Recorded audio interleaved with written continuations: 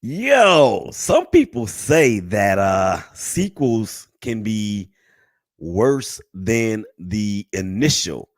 And I am here to dispel that myth. Who am I? Willie Epting Jr. What is this? This is the Ballers Report podcast. Where are we?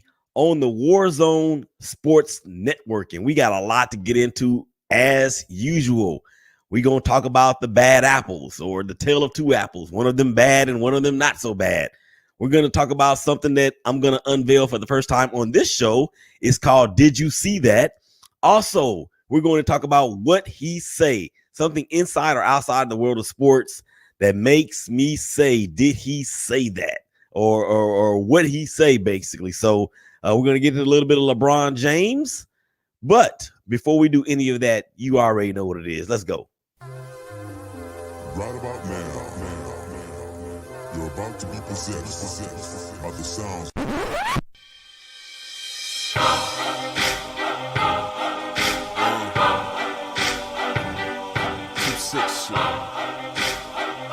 Yeah, I know what it is. You little suckers get to talking, crabbing, not walking, strapped to the pong, getting jaws, and smacking, they sleep with the coffins. And they getting greedy like saying, give me all.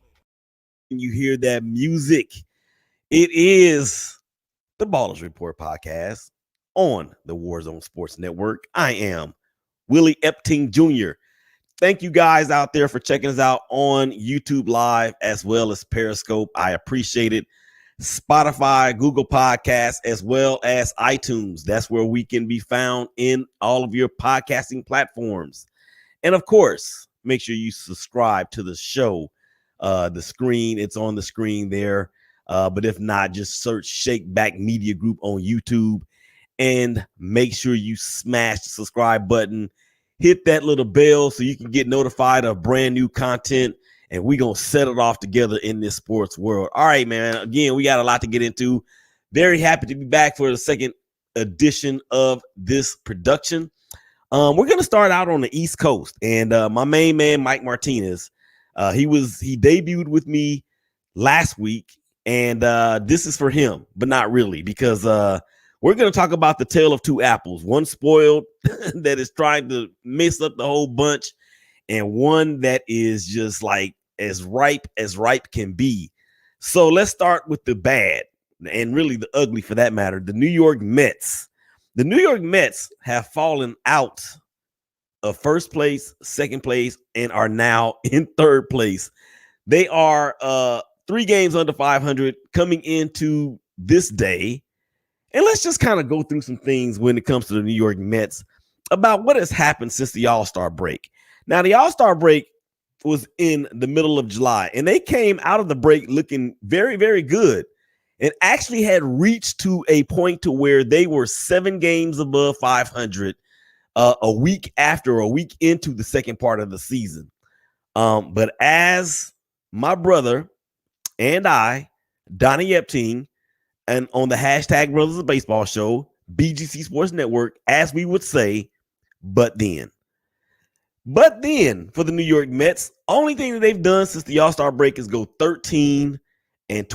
They're hitting 240, .240 as a team. But that ain't even half of it, y'all. This team has struck out nearly 3 times more than they've actually been walked over that span of time. So you're looking at 300 some odd strikeouts against only 100 and some odd walks. Not going to get it done. But here's the thing with the Mets. Their pitching, which was supposed to be the strength of their line or their team, with Syndergaard, DeGrom, also Stroman, and whoever else you want to throw in there, has not been that. And as a matter of fact, since the All-Star break, their starting pitching ERA is a 4.6. That's not going to get it done when you're striking out that many times and you're hitting only that much as a team. Now, to your credit, you do have 11 home runs, but that's not where it is for the Mets, and that's not where it was supposed to be for the Mets. You couple that along with all types of injuries to Francisco Lindor, and it's almost like the trade for Javier Baez from the Chicago Cubs didn't even happen. Because from what Mike told me, Baez is going to wound up at second base. Lindor will stay at second. So they'll have the best middle infield in the National League when those guys are healthy. But I just don't believe it's going to be anytime this year. And then the word came out late last week that Jacob deGrom is going to be done for the year. So I tweeted at Shakeback Media Group on the Twitter, at Big Rican on Sports. I told him, I said, the Mets are done, dude. They're done. They are done. And I would love for you Mets fans that may be watching this or listening to this at a later point, you can always tweet the show at Shakeback Media Group, or you can actually comment, and I can see your comment. We'll put it up on the screen. We'll read it aloud. So not just you, but the rest of the nation. Nope, not just the nation, but the world can see exactly what it is that you're talking about. So I think that the Mets are done. And it's unfortunate because selfishly, that's right, Joe. The Mets are done. He says it in all caps. There you go. I believe, or from selfishly, I'm sad about it because I did pick the New York Mets to win the National League East, but I made another bold prediction at the beginning of the year when I said that the New York Mets would have a better record than the New York Yankees. So let's take it from Queens to the boogie down, the Bronx. And this is the second tale of the two apples, one of which is not spoiled, one which is not going to make the whole bunch go bad, because what the Yankees are doing is nothing short of amazing. And I am one that had written them off, and I'm sure I'm not the only one, but I'm going to admit that I am one that did write them off at the halfway point, even after they made the trade. Oh, no, I'm sorry. This was before the trade deadline, and they got Joey Gallo, and they got Anthony Rizzo from the Chicago Cubs. Mike on Sports, Mike on the mic. Sports podcast, Dodgers. We don't care about no Dodgers. We ain't talking about no Dodgers today. The Mets are winning right now. Okay, Randy, I appreciate that, but they need to do a lot more winning, and their schedule's pretty tough coming up. But let's get to the Yankees real quick because we still got a lot to get into, man. The Yankees are 26-9 since the All-Star break. They're batting in the same area as the Mets. 240, 241, same amount of home runs, 11 over that span. But the thing for the Yankees is this: the people that have the people that were the players that were not performing well, they're getting those guys to play. Luke Voit has come alive, particularly since the trade to get Rizzo over there. He actually leads the Yankees in home runs since the All-Star break. That Luke Voit, who hadn't done anything the first part of the year. Okay. Then you have Rougned Odor, who is basically run out of Texas. They ran him out of Texas to the point to where he was in AAA Round Rock for the Rangers before actually being sent over to the Yankees. He's injected some spark into that lineup. But then again, when you have Joey Gallo and Anthony Rizzo, those are two things that the Yankees lacked throughout the entire season. And the reason why I say that is because of this. When you line up a bunch of right-handers to include Aaron Judge, Gary Sanchez, Giancarlo Stanton, and whoever else, Luke Voit, he's one of them. You got all this right-handed power. And all you have to do is throw left-handers out there from the bump every time you face, or I'm sorry, right-handers every time you face the Yankees, because you're going to get them like that.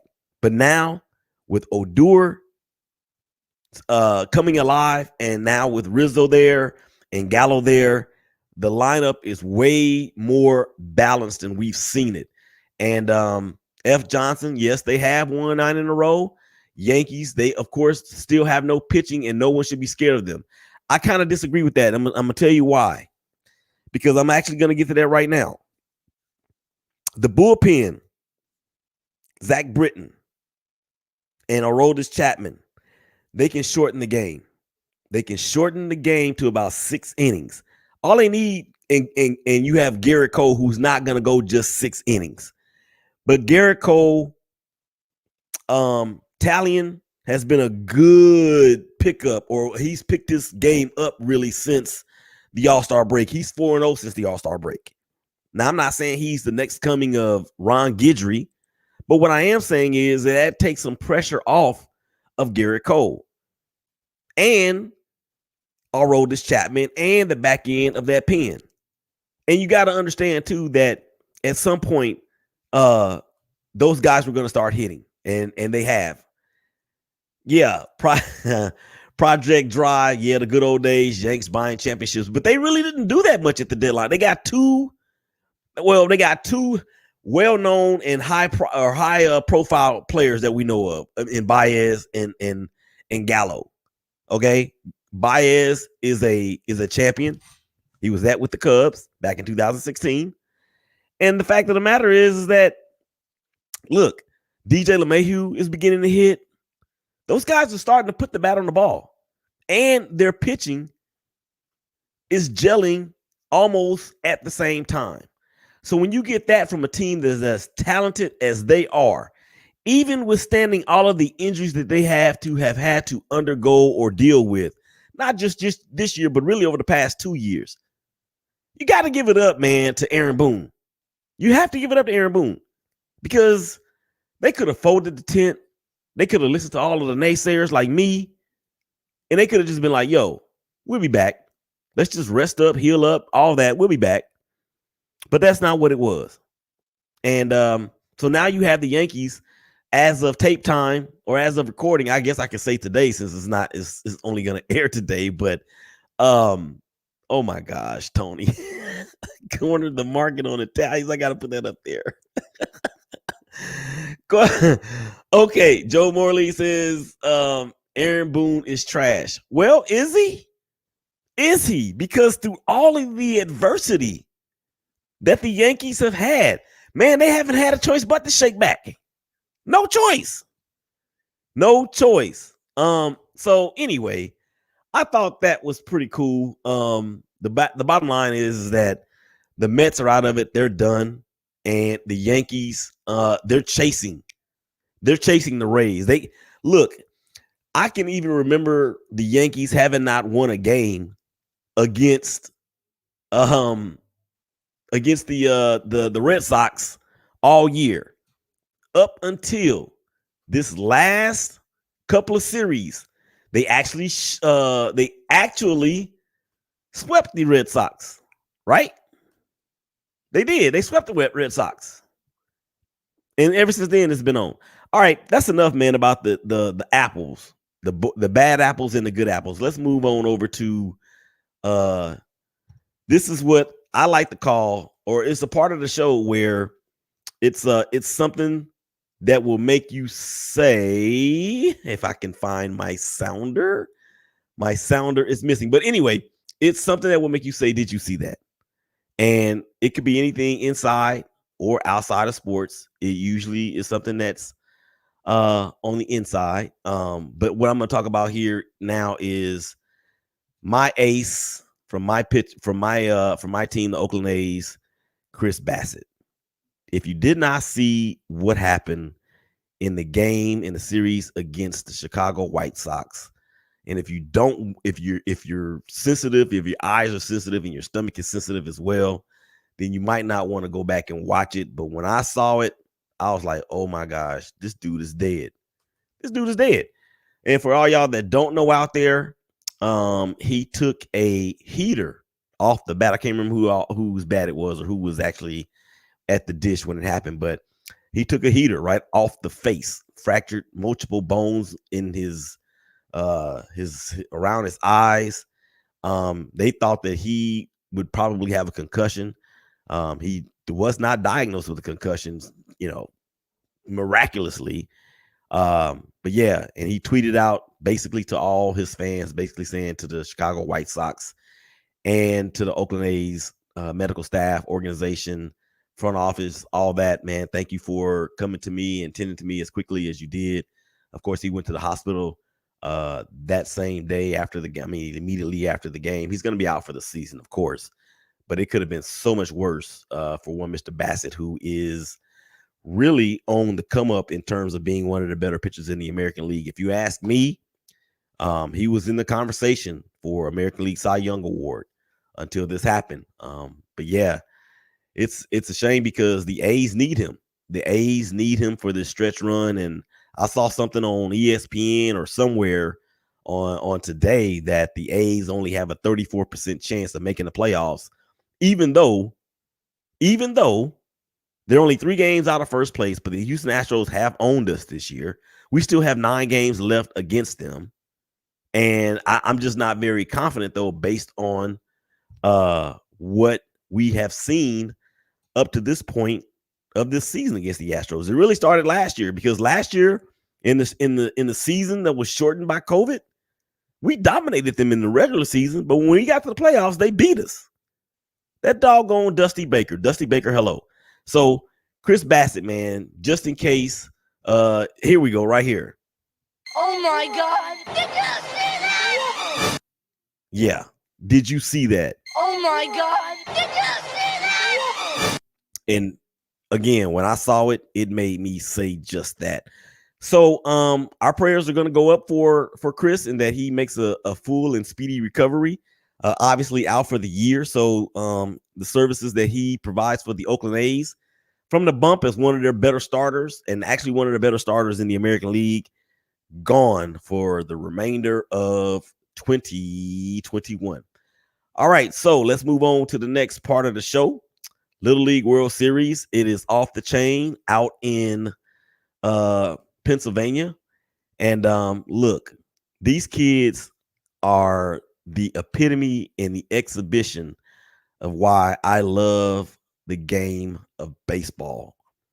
To see those kids out there doing it for the absolute unequivocal love of the game, out there doing their thing in front of so many people. Mike on the Mic Sports Podcast.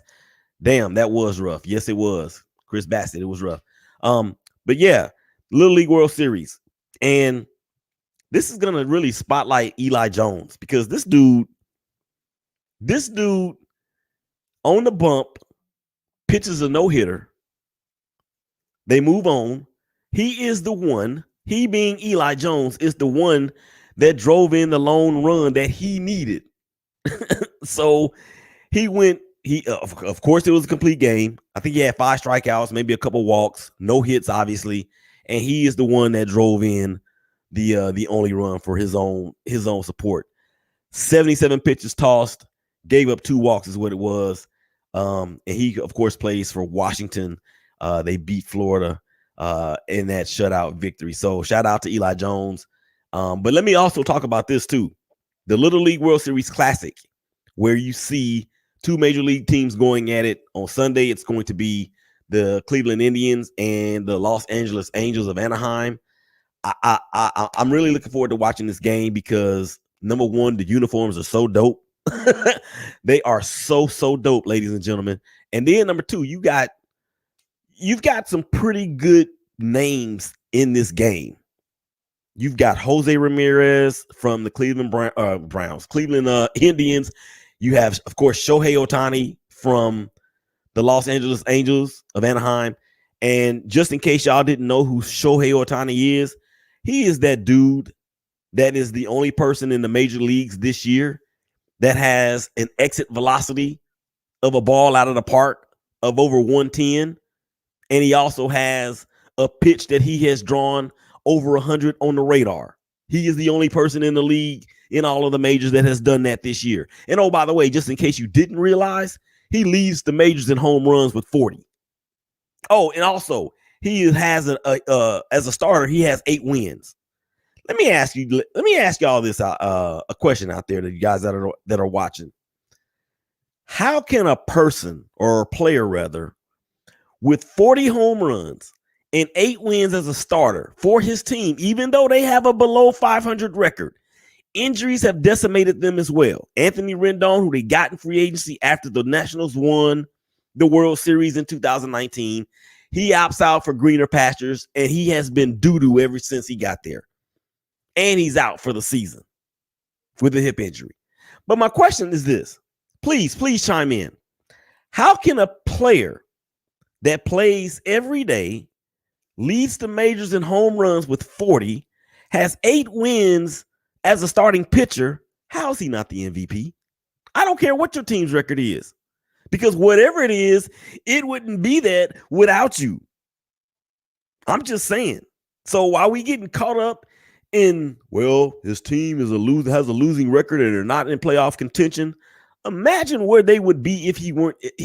Look, the Angels had been in my top 5 in the hashtag Brothers Baseball show, or actually they were in just a bit outside of the top 5 for many weeks throughout the year.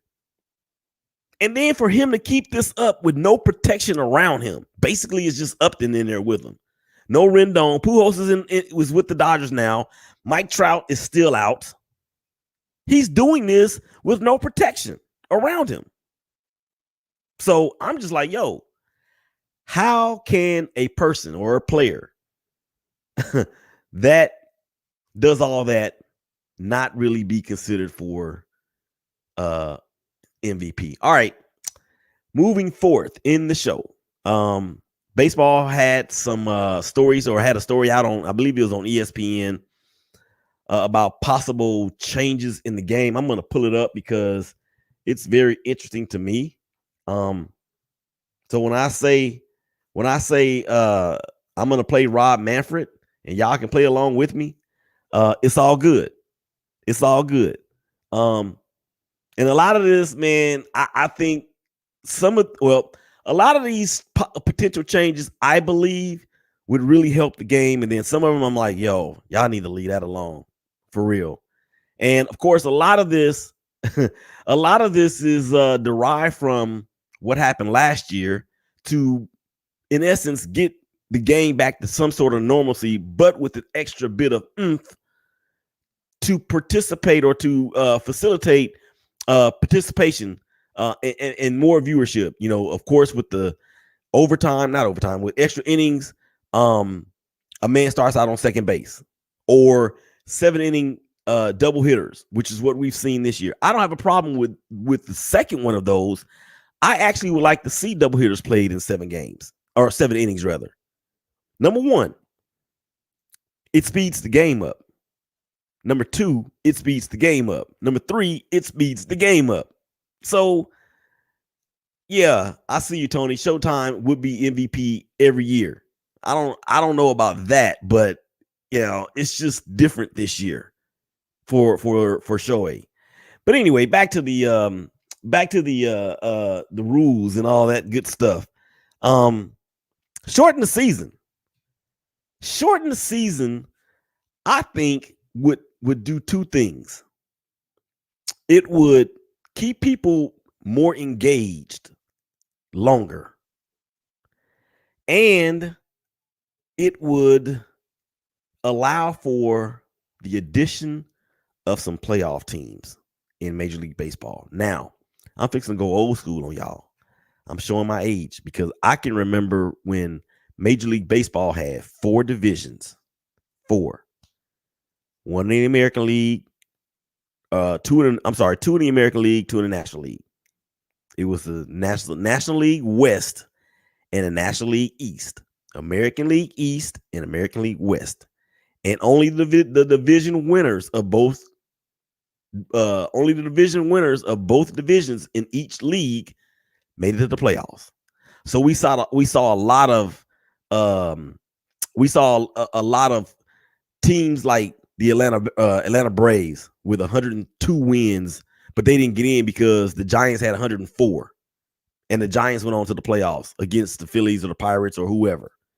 That's how crazy it was. So I like shortening the season from 163 games or 162 games rather to about 120 to 130. And then you have an expanded playoff. See, this is the thing with this too. Major League Baseball has gotten a lot of things right in terms of thinking outside the box with the Field of Dreams game, the game at Williamsport, Pennsylvania. Those things are great, but they have to do a better job of marketing their superstars. And I don't know if these players may decline to want to be marketed like that. I can't understand why that would be the case. But to me, it's something that baseball is doing or really not doing. So shortening the season will put more emphasis on division winners, seeding, because you're going to have more teams, and you won't run up against the NFL. Major League Baseball can go from April until September, or maybe August, from April until August. That's maybe 4.5 months. And if you are running, because you're running up against college football, you're running up against the NFL. So if you're going to run up against those two squads or those two leagues or those two entities, particularly the NFL, you're running up against the NFL as it's currently constructed into November. Okay, that's when football season really starts to pop. Really starts to pop. So I am in agreement with the shortened season. And I would say this. I would even go as far as to say this. Shorten the season to 130 games. Let's just say 140. And add, I don't know, 2 more teams from each division. So now you can actually truly have a first round, a quarter round, a quarterfinal round, a semifinal round, or better yet, you have the first round, you have the league championship, the division series, league championship series, and the World Series. 4 rounds total in each league. Holla if you hit me. Holla if you hear me. All right, let's see. 130 games would eliminate some of the frozen October World Series games. That's true. But as we know, baseball season goes well into November. It ain't Mr. October anymore. It's Mr. November. That was dubbed to be Derek Jeter for what he did to my A's. I can't believe that dude didn't slide. Anyway, also they talking about expand and realign the leagues by geography. I don't like that. That's what we saw last year because the American League West was confined to playing the National League or the National League West, and the same thing throughout the rest of the geographical areas of the country. I didn't like that because you're not truly getting a sense of the best competition should somebody that's performing very well, such as the Yankees right now. And I don't know if they would actually do away with those whole different things, but I don't like that. The pitch clock, I don't care for that either. I don't care for the pitch clock either. And I definitely don't care for bringing in the robo umps. I think they had tried that in minor leagues at some point. You see how it it didn't last. Okay. End streaming blackouts and loosen video rights restrictions. To me, what that means is this. If the A's are on national TV, but because they didn't draw enough fans, so they're not going to put them on in the local market, don't do that. Don't do that. That's crazy. And the allowing of trading of draft picks, I didn't even know that was the case out there. And then here's a big one. Shout out to my boy Colin Thoreau. He's a catcher in the Oakland A's organization. Pay minor leaguers a living wage. Now, I've never asked Colin or anybody else that I've interviewed on any of my shows about how much money they make, but it's not hard to find. It's not hard to find. And the life of a minor league player is already rough enough. They are already rough enough. Minor league salaries rose between 38 and 72% in 2021. So a AAA player could be making anywhere from $400 to $700 a week. $400 a week to play professional baseball. That's not enough. That is not enough. So yeah, those are just some of the things that if I was Rob Manfred and I had you guys on a team with me, that we would we would discuss. I like shortening the season. I like expanding the playoff. I loved baseball last year. Because it was truly like every game counted. And in a 162 game season, it's not to say that every game doesn't count, but the emphasis on every game truly counting is what that is. All right. Project Drive says he wants pitchers at the Mark Burley School of Pitching, the old White Sox pitcher. Yeah, I remember Mark Burley. He was pretty good. He was really good. Joe Morley Sports Show, yep, saves time. But then he says something that's really crazy. Just give the Dodgers the championship every year. I already told y'all we wasn't talking about no Dodgers on this particular broadcast. But since you want to bring up the Dodgers, Joe, and I know that's your team, shout out to them because they're rolling too.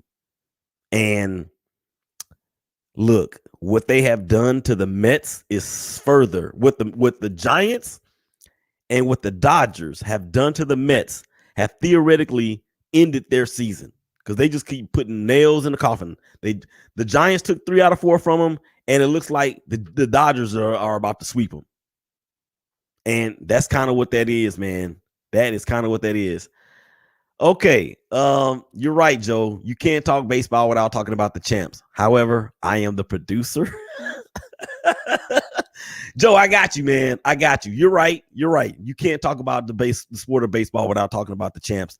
Just like you can't talk about the NFL without talking about the champs, nor you talk about the NBA without talking about the Milwaukee Bucks. And that Christmas Day schedule in the NBA, guys, if you haven't seen it, go check it out. It's going to be crazy. I just don't understand why the Suns are not on that lineup. Okay, what's next? What's next on the old agenda? Let's see. I want to talk a little bit about, excuse me, what he say. As a matter of fact, let's just go ahead and bring that in. What'd he say? What'd he say? What'd he say? What'd he say? What'd he say? And all for y'all that don't know who that was Ice Cube from the movie Friday when him and Smokey was about to get blasted by a big worm. But what'd he say this edition and the initial and inaugural edition of it on this particular production, the Ballers Report podcast, courtesy of the Warzone Sports Network. Aaron Rodgers, all but basically saying, I'll be back next year, but he left the door wide open to interpretation that he could possibly be back next year. False hope for hashtag Go Pack Go. I think so. But the reason why I'm asking what he say is because of the stance that he had taken all year. All year. And then to say that. Now, I understand why he said it, but as polarizing as this story has been really since the ending of last year. Yeah. That's what I'm talking about. What do you say? All right, a couple more things I want to get to before we get up out of here. Again, thank you guys once again for checking us out on YouTube as well as Periscope, which is hashtag Twitter. LeBron James, he's a motivated king. Motivated King LeBron James, ladies and gentlemen. As though if you are a Laker fan, if you are a Laker hater, you don't need that dude with any more motivation. Excuse me, but that is exactly what he got.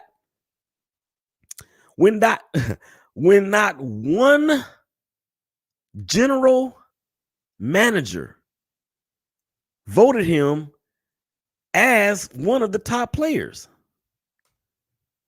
in the NBA. And he tweeted about it because he was mad. As if I needed anything else. Fire emoji. And then he said hashtag washed.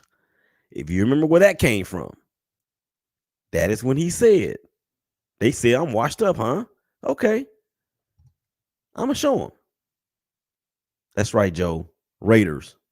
Shout out to the Raiders for getting that 17-16 victory over the Seahawks last night.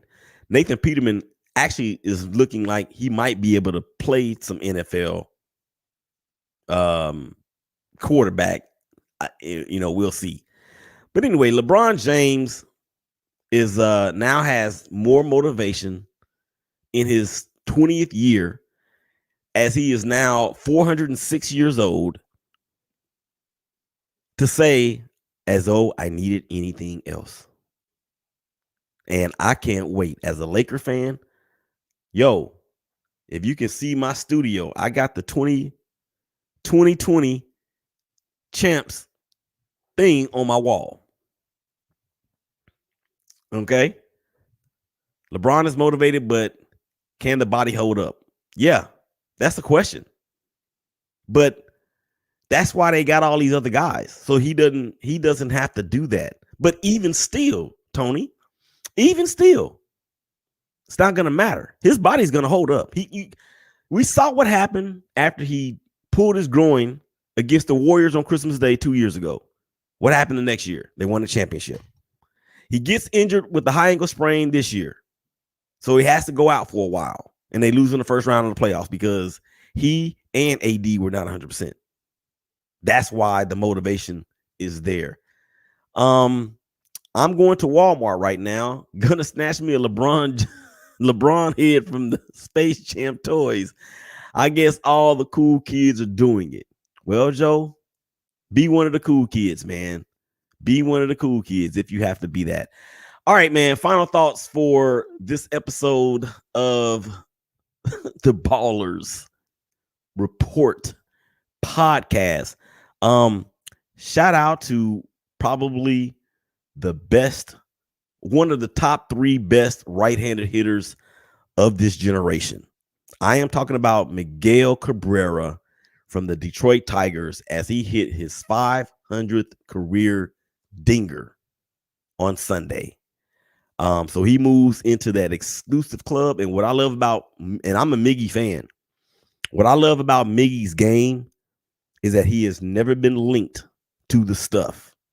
Albert Pujols has never been linked to the stuff. To me, those are the 2 best right-handed hitters of this generation.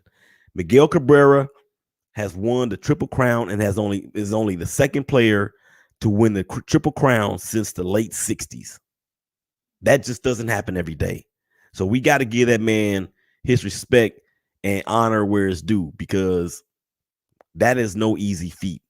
And he's still going. He's still going. All right. That is going to wrap it up for this edition of the Ballers Report podcast on the Warzone Sports Network. I am your host, Willie Epting Jr. Y'all make sure y'all stay safe out there, man. Hug each other, love each other, take care of each other, man. And I promise it's going to be all right. And y'all make sure y'all come back. We're going to talk about some more good old sports next time. Peace. We out.